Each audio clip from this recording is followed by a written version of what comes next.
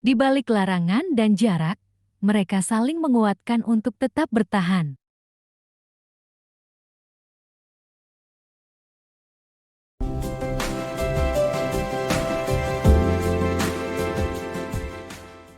Malam-malam panjang menjadi saksi bahwa cinta mereka belum padam meski ditolak kenyataan.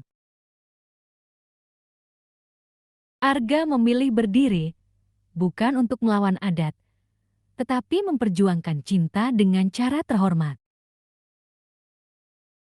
Ayu belajar bersabar, meyakini bahwa doa adalah kekuatan terkuat saat harapan hampir hilang. Di balik larangan dan jarak, mereka saling menguatkan untuk tetap bertahan.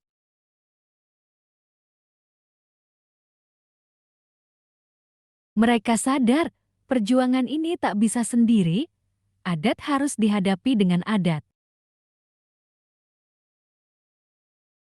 Dengan tekad dan keberanian, mereka melangkah menuju jalan yang belum pasti.